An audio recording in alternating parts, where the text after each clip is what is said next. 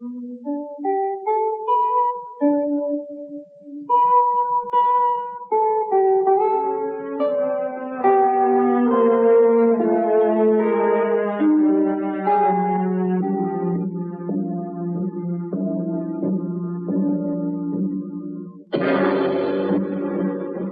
is the kind of story where the listener is aware all the time of an impending doom, a gradual build-up of terror towards a grand climax.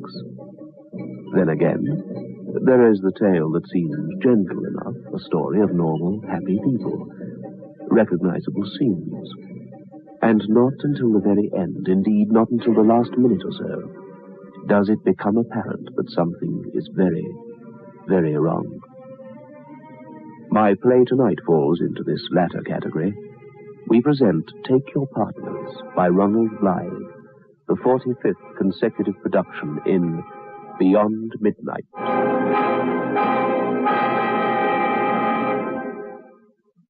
Beyond Midnight by Michael McCabe.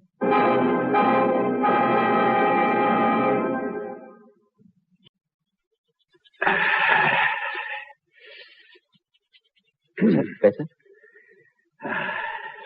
There's nothing in all the world like a log fire this time of the year. Nothing. Not coal, mind. Coal's not the same. Logs. Got to be logs. Messy stuff, coal. 20 days to Christmas. Yes. It's funny. Christmases are never quite the same when you've grown up. Never the same excitement. You grow up, and you are allowed into a new, mysterious world. The world of adult people. But you pay for it. And the price you pay is the surrendering of all the privileges of the young. You lose the chance forever of looking into the mirror of childhood. I know what you mean. But there are compensations. You can stay up late, drink strong drink, go dancing, fall in love. I suppose you dance. Dance? A bit. Nothing spectacular. Now, what passes for dancing nowadays is simple enough, I suppose, as long as you've wind and energy for it. When I was young, though, dancing was a serious thing right enough. A serious thing. We all went to balls. That's what they called them then, not dances. Summer and winter alike. You young people, you haven't a notion about those summer balls. The whole house would be turned upside down for a ball. All the windows were wide as we danced. The music sounded all night across the fields. We lived then. We danced for hours. No messy kerfuffle and then off to a dark corner for hanky-panky. The young ladies were stricter then. They thought more of themselves. Prouder they were. Now, I don't know what the world's coming to. I don't really. I remember one particularly. Indeed, I'm hardly likely to forget it. Younger than you I was, no more than 18, the laddie. The summer ball? No. This was at Campion's. They never gave summer balls. Your ignorance is abysmal. Campion's? I know. That's the old house by the river, where all the chestnut trees are, isn't it? Yes. That's Campion's. It's empty now. It was rented for a few months a couple of summers ago, but it's usually empty. Yes, it's empty now. Like all the big houses. Once, they were places of light and laughter, mystery and romance. Now, oh, what a garden. Chestnut trees, rustic gods, mossy pans and dianas, rose-covered arbors, green and golden ivy covering the walls of the great house. The swallows built their nests under the eaves in spring. On the river, lazy, meandering, and the punts tied under the willows, and green lawns. Campion's. To Dolly and me, Campion's was a haven, a kind of heaven. And now...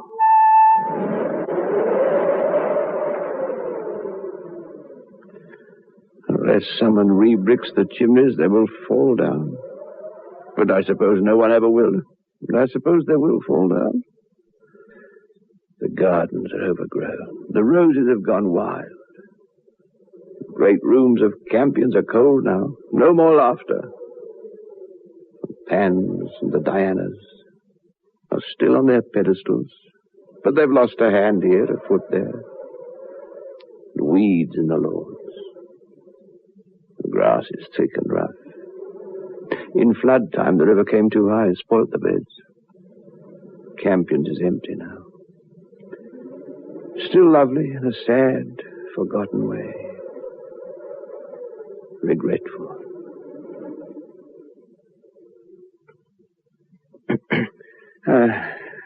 Another log on the fire, I think. Oh, let me, Grandfather. Where has my world gone? Were we all carried to another planet in 1914? The Earth is different. It's colder. The sun doesn't shine for so long in summer. Sometimes it seems as if the winters will never end. And you went to a dance? A ball there? At Campions? Yes. It was the first ball I ever went to. There couldn't have been a better one to start with. You see, Campions was the ball.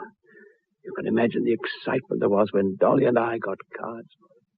Oh, it will be beautiful.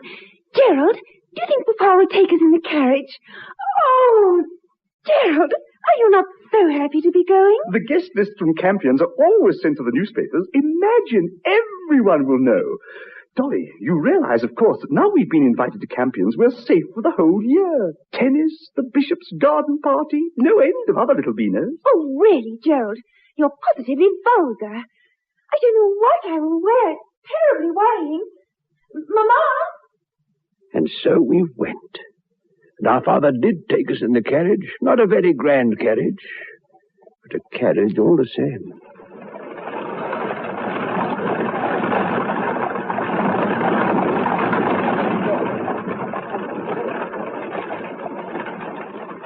And I remember your Aunt Dolly had a new dress, which she'd started putting on after tea, although we weren't to be there before 9. And did you enjoy yourself? Not at first, and certainly not afterwards. But between whiles was the strangest happiness I have ever known.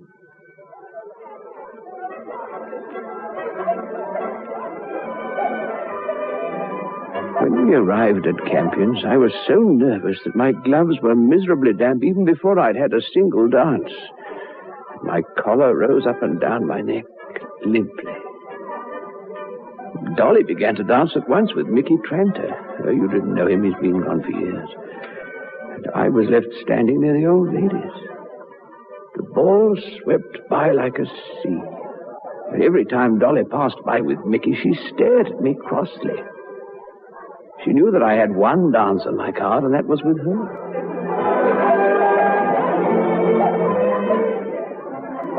Honestly, Gerald, you're so feckless. I will not be responsible for you. Do something, dance.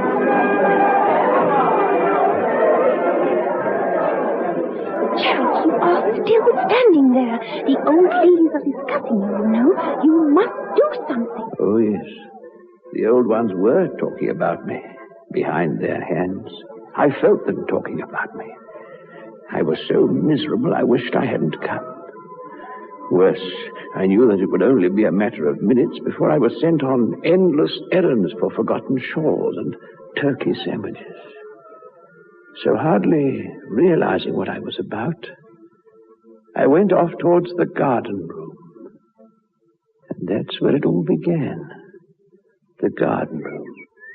The night of the ball at Campions. The room was empty, except for a girl with her back to me.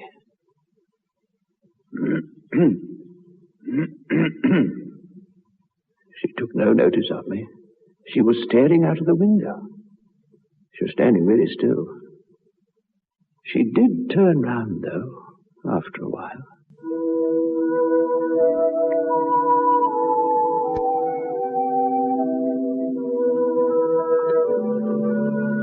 had never seen anyone like her in the whole of my life before. I've never seen a woman like her since.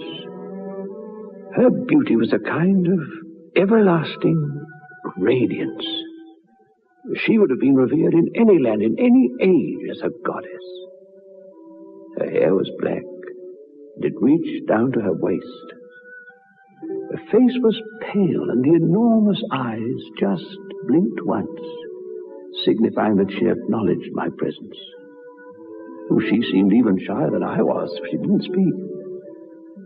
She was wearing a gown that stretched in the fashion to the floor. It was gathered in a multitude of folds under her bosom. And the neck had the same startlingly pale quality as the face. The gown she wore was cut very low, and the extraordinarily handsome bosom rose and fell, scarcely noticeable, as she stood, unspeaking, and faced me. My heart sounded like the gunfire that was, in a few years later, to echo across the world. I searched for words, and found two, neither of them very original. Good evening.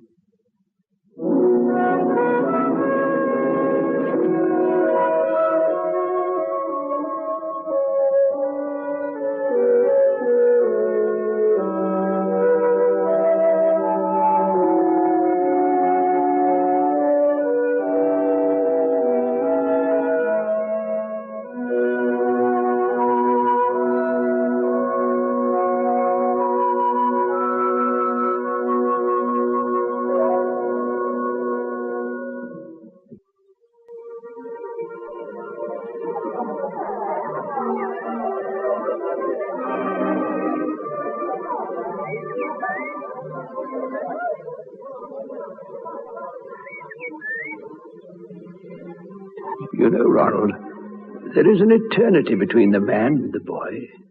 No woman, except in kindness, would wish to spend long away from a gay, music-filled room thronged with beautiful people, merely to stand in perfect repose, looking at the thin, pale creature that was myself at 18. But she did.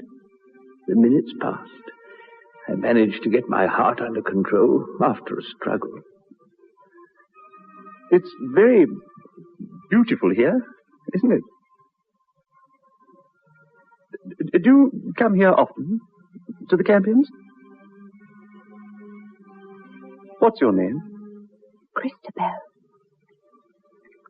The beauty of her voice was matched only by the loveliness of her appearance. Oh, I was in love with her at once, of course. The world could disappear, civilization pass away for all I cared at that moment in time. Indeed, time had ceased to exist. We were suspended in a bubble and had left the great house and its gardens. We were floating away, under the moon, amidst the stars. Have you been dancing tonight? No, I have not danced this evening. Perhaps you are hungry. Perhaps you'd like me to fetch you some refreshments? The cider cup is most excellent, I believe. No? You are... You... Yes? I was going to say, you are extraordinarily beautiful. Thank you, sir. I'm not, sir. I mean, my name is Gerald. Gerald Beresford. I'm pleased to meet you, Mr. Beresford. Would you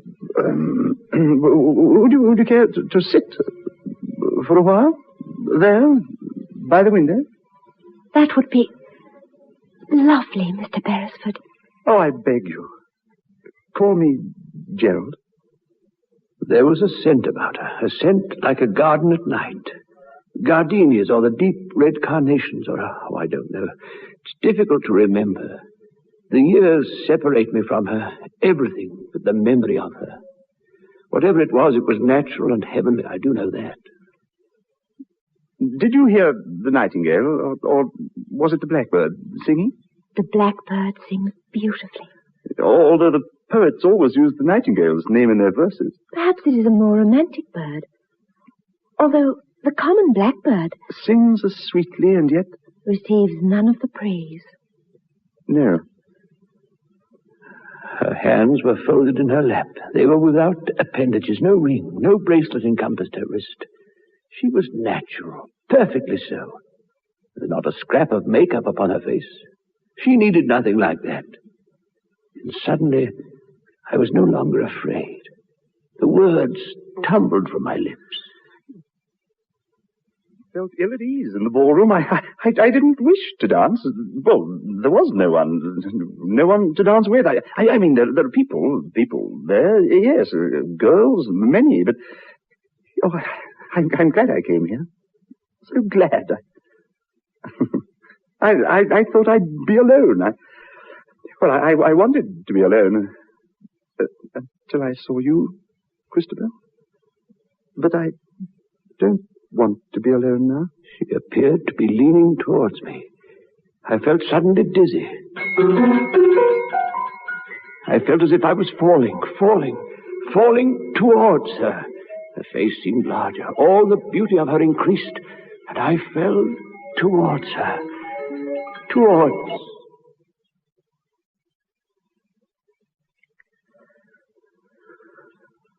Christabel. And my hands found hers, and the gunfire hammered in my heart. My lips found hers once more.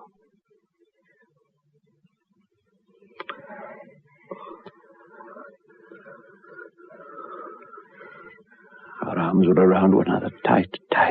She was talking to me, but I couldn't distinguish the words. My hands were in her hair, her long black hair, and it covered her face and my face, and we were drowning in her hair.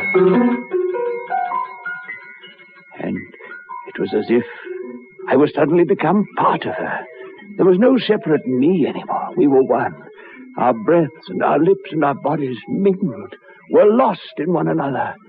And again, I was falling, it seemed.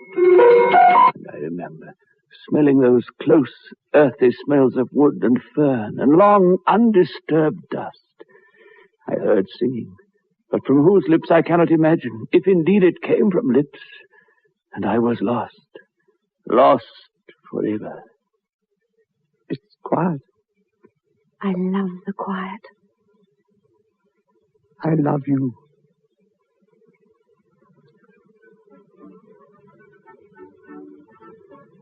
She was so calm, serene. She scarcely seemed to breathe. We were sitting now, bolt upright, in the middle of the round wooden floor of the garden house, just like two carvings. And then she slowly rose, smiled, and held out her right hand to me. I would like to dance. At this, my heart stopped. I thought of the floor of the ballroom, and the darkly flushed males whirling their women in the intricate loops of the waltz. I was afraid, but I bowed to her and took her hand once more. And without another word, we left the garden house. And with Christabel on my arm, I made for the ballroom.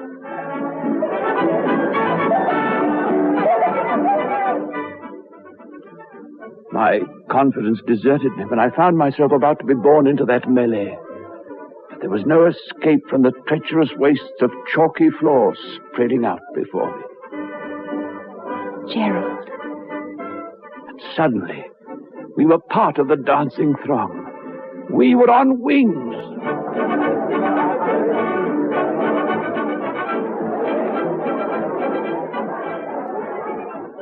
Why, dancing. They say a good dancer is able to take the poorest around the floor. Anyone could dance with her. I wonder what the old ladies are saying now. Oh, not so close to the card tables. Oh, we must be dancing faster than anyone else on the floor. Oh, I bet you're all envious. Oh, there's Dolly. Mickey Transfer, you can't dance. Not like this.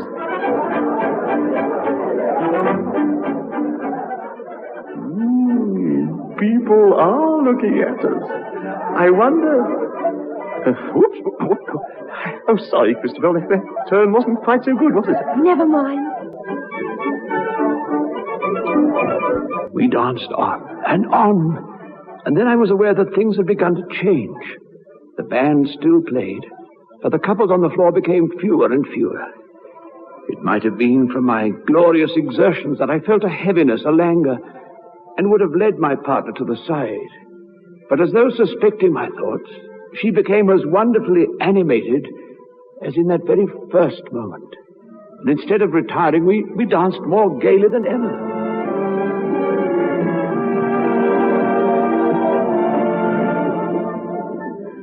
I say we danced gaily. That wasn't quite the word for it.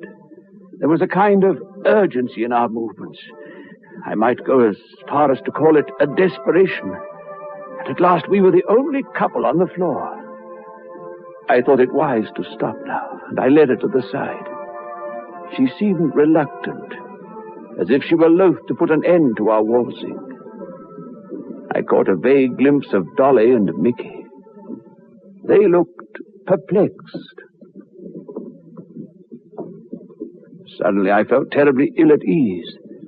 There was only the one place to go, the garden room, away from all the people.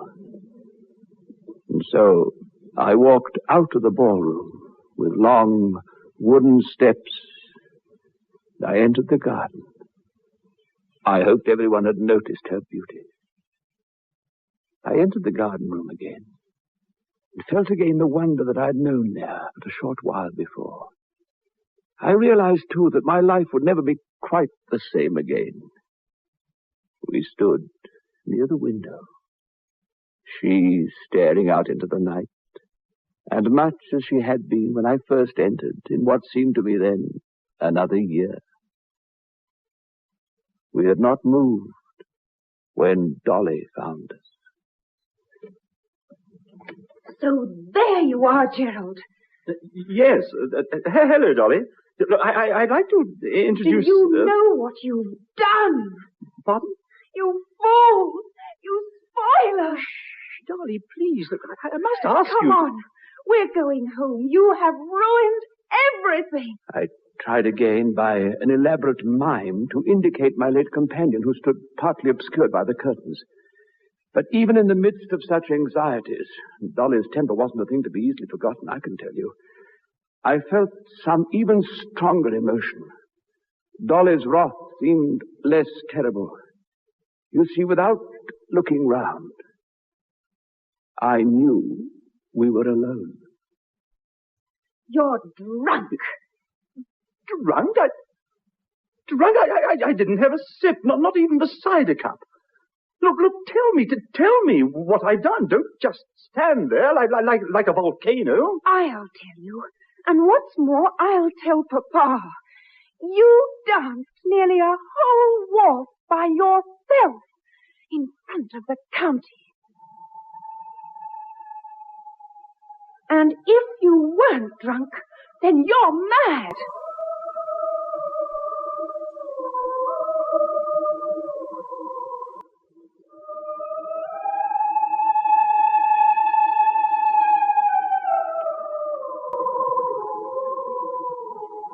And the lady? Did you see her again? No. But then we weren't asked again. I saw her name again, though. Her name? Where? In the old Campion's graveyard. Where? Christabel Forsyth, her full name was. Christabel Forsyth. She died in 1899. The ball to which I went took place in the late autumn of 1910. She was 19 when she died. In the village later, I made inquiries about her. She was remembered. It was very tragic, apparently. She loved dancing. In those days, they held coming-out balls for the daughters of the gentry, usually when the young ladies were about 17 or 18. Christabel Forsyth, a cousin of the Campions, had been very ill for 2 years, and so had missed her own coming-out ball. And so it was arranged near Christmas, 1899, that she should share the big dance with another young lady. She had a relapse and died 3 days before the great event. She had set her heart on attending. That's why it was so sad. But we were never asked to the Campions again. So I never went to another ball there.